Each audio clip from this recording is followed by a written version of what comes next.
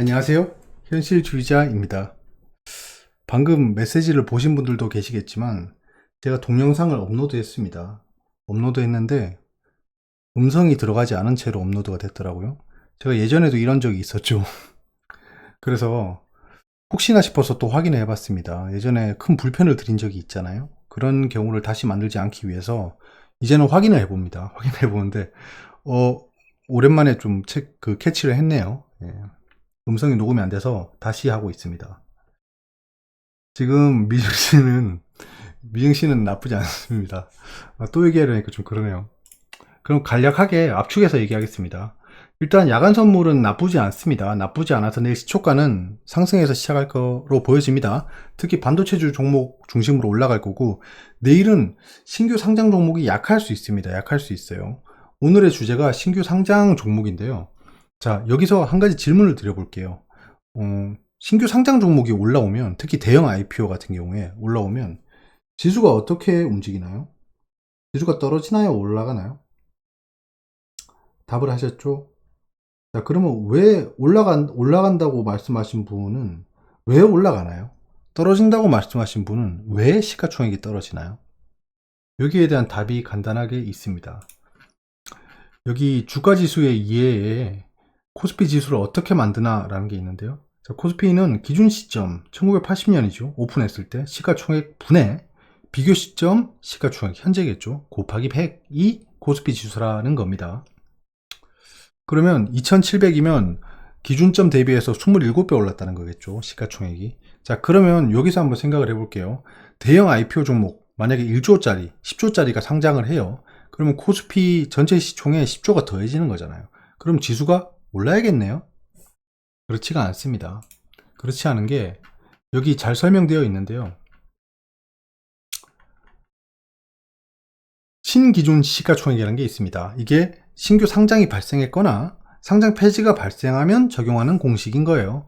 그냥 공식이 어려우니까 간단하게 말씀드리면 분수의 분모와 분자에 중복되는 변수들을 정리하면 기준 시가총액과 비교 시가총액에 각각 새로운 상장 종목의 시가총액을 더하는 간단한 식이 나온다. 즉 지수에는 별 반영이 없다라는 겁니다. 특히 신규 상장 당일에는 지수에 반영되지 않아요. 그 다음날부터 반영이 되거든요. 그런 얘기가 있습니다. 그래서 최근에 보시면 알겠지만 요런 게 있잖아요. 두산 로보틱스라는 종목이 상장을 했었어요. 뭐 그렇게 가장 최근은 아니지만 최근 신규 IPO에 좀 포함이 되죠. 근데 9거래일 연속 상승을 해서 한 달 동안 148%가 급등했다. 거의 숫자로 따지면 3배 가까이 급등하고 있는 거죠. 퍼센트로 따지면 148%고요. 그래서 이런 종목들이 라이징 하는 종목들이고 시장에 관심이 쏠리고 있다는 겁니다. 시장에 관심이 쏠리고 있어서 두 가지 이유가 있어요. 일단은 첫 번째 답이 나왔죠. 신규 IPO가 발생해도 지수는 변동이 없습니다. 지수는 변동이 없다. 신기준 시가총액을 적용하기 때문입니다. 그러면 왜 LG에너지솔루션 같은 걸 상장했을 때 그때 지수가 크게 떨어졌을까요? 이건 거의 왜곡 현상이죠. 두 가지 이유가 있습니다. 첫 번째는 패시브 펀드가 있잖아요. 패시브 펀드가 이런 새로운 종목을 담기 위해서 다른 종목을 파는 겁니다. 이거는 바스킷을 생각하시면 될 것 같아요. 바스킷. 그러니까 일정량이 들어갈 수 있는 바스킷이 있습니다. 여러분들 집에 3명이 살고 있는데 이 집에는 3명밖에 못 살아요. 3명밖에 못 살아요. 근데 한 명 아주 마음에 드는 애가 왔어요. 그러면 한 명을 넣으면 한 명은 빼야 되죠. 그런 로직입니다. 패시브 펀드들이 이 새로운 종목을 사기 위해서 다른 종목을 파는 거예요. 왜냐하면 얘들이 가진 돈은 일정하거든요. 일정한데 이 일정한 펀드 규모를 유지하면서 종목을 편입시키려면 나머지 종목을 팔아야겠죠. 그런 것들 때문에 좀 인기가 많은 대형 IPO가 발생하면 다른 종목들이 떨어지는 겁니다. 맞죠? 두 번째, 이런 신규 IPO가 발생하면 관심이 이쪽으로 쏠립니다. 그래서 투자 자금에 블랙홀 현상이 발생하는 거죠. 이 종목들로 투자가 몰리는 겁니다. 이 두 가지 이유로 인해서 지수에 왜곡이 발생하고 다른 종목들의 하락이 발생하는 거예요.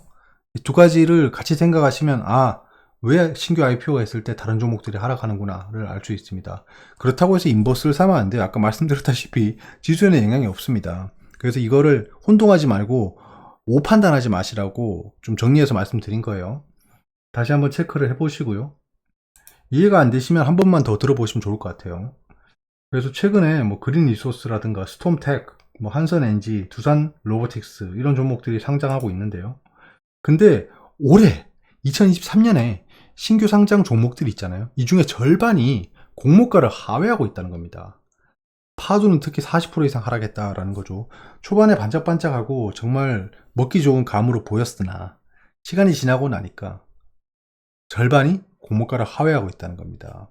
두산 로보틱스 같은 경우에도 얼마 지나지는 않았지만 공모가를 하회했었어요. 그러고 나서 지금 많이 올랐죠. 거의 3배 가까이 올랐습니다. 저점 대비.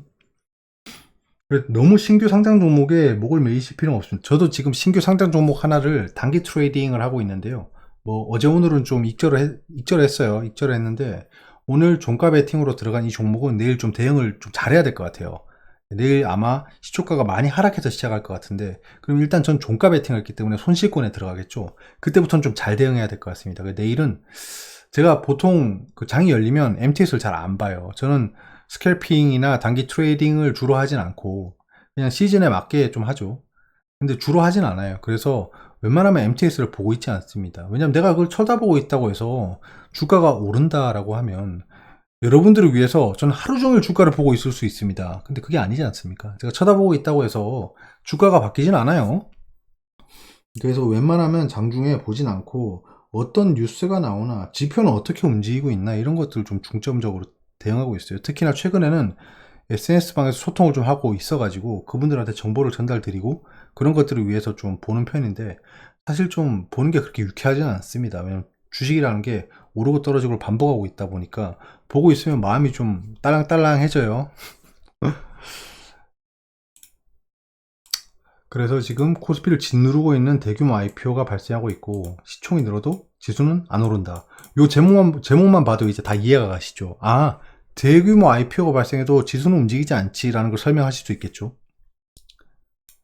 그리고 연이은 대형 IPO의 지수는 허덕허덕이고 있다. 내년에도 물량 쏟아진다. 자, 그럼 지수에는 변동이 없는데 왜 지수가 또 허덕허덕이고 있을까요? 그건 아까 말씀드렸던 패시브 펀드 때문인 거죠. 올바른 지수 산정 없이 증시 저평가 논할 수 없다. 이건 빼빼한 소리죠. 아까 말씀드렸다시피 신기준 시가총액을 적용하면 지수에는 변동이 없습니다. 이건 지금 왜곡 현상을 좀 다르게 이해하고 설명하고 있는 아티클입니다. 너무 혼동하지 않으셨으면 좋겠어요. 이렇습니다. 그래서 신규 상장 종목에 대해서 좀 알아봤어요. 너무 그 시장의 변화에 민감해 하지 마시고 좀 둔감한 것도 필요합니다. 특히 지금 신규 상장 종목의 그런 이슈들 때문에 11월이 가고 있는데요. 12월은 이제 산타랠리가 기다리고 있습니다. 이번에 과연 산타클로스가 올지 안 올지는 봐야겠지만 저는 매우 높은 확률로 올 거라고 생각합니다. 그거는 현재 나스닥 그리고 S&P 500을 보시면 알 것 같아요. 전 고점 인근까지 왔습니다. 돌파를 한다면 새로운 투자 자금이 유입될 거고, 거기를 돌파하고 나면 뭐가 기다리고 있냐라고 하면 역사적 신고가가 기다리고 있어요.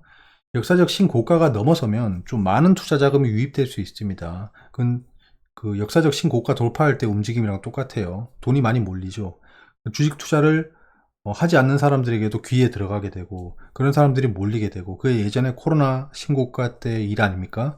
그런 것들이 또 발생할 수 있는 겁니다. 다시 대주식의 시대가 돌아올 수 있기 때문에 그런 시대를 기다리시면서 너무 경거망동하지 마시고 좀 차분하게 투자를 하시면 좋은 결과가 있지 않을까 합니다. 저는 올해 중순 정도부터 일단 그 금리 인하가 시작될 때까지는 한 6개월에서 8개월 정도는 주가가 약세를 보이다가 그 이후에는 상승하는 추세가 발생했었다라고 했었고, 그 스탠스로 계속해서 대응하고 있었죠. 그래서 지금 현재는 그 성과가 나쁘지 않습니다. 성과가 나쁘지 않고 앞으로 더 상승한다면 더 많은 성과가 발생할 수 있겠죠. 그런 식으로 좀 시장을 대응하시면 어떨까 합니다. 여기까지고요. 내일 시장이 끝나면 또 찾아오도록 하겠습니다. 내일은 공매도 잔고 중심으로 보도록 하겠습니다. 감사합니다.